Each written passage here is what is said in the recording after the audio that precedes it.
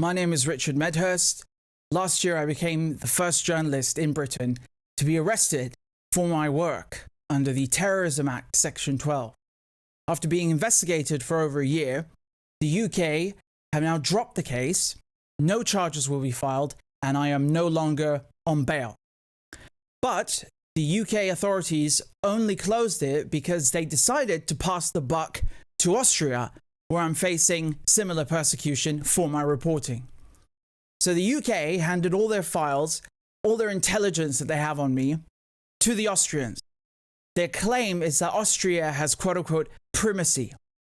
Basically, that's the best excuse that they could come up with to try and save face. And I'll tell you why it makes no sense. First of all, Austria can't have primacy if the UK arrested me first 5 months earlier.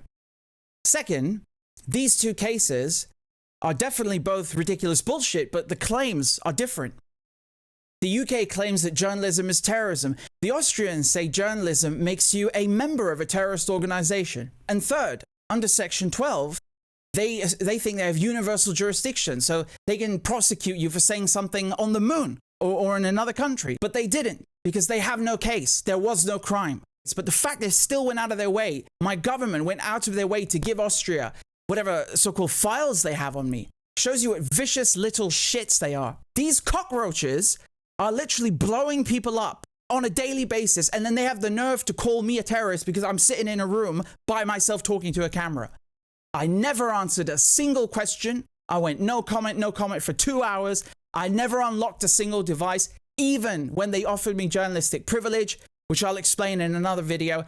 I still turned it down to protect my sources, knowing I could face prison just for refusing to unlock my phones. I refused to cooperate with their fascist nonsense, and in the end, they still had to let me go, and they still had to drop the case. I believe the British authorities asked the Austrians to raid me and steal all of my devices precisely because they were unable to get into my graphene phone. Now that the UK has dropped the case, I really hope the Austrians will realize that they've been taken for a ride and sent on a wild goose chase with ridiculous accusations. The fact that this case has been allowed to drag on for almost a year and a half is a crime in and of itself. Keir Starmer's government still haven't addressed the fact that 2 weeks after my arrest, 2 weeks after Richard Barnard was indicted, the Israeli embassy was meeting with the Attorney General's office. Why does the Israeli embassy have access to the police force and the lawyers involved in my case and those of several other dissidents? This is an undeniable conflict of interest. I think that Israel leaned on the UK to go after me, then the UK leaned on Austria, or Israel leaned on both of them. However you slice it, and no matter how you look at it, it's political either way. So one case is dropped, but there's still another one against me in Austria, both of them claiming that journalism is terrorism. If we truly live in a liberal democracy, then it is the journalist's job to police the police. This is why we call journalism the fourth estate. It represents the fourth branch of government that holds the other three to account, that holds power centers accountable for their actions. It is not for them to police, to school, to impede my work.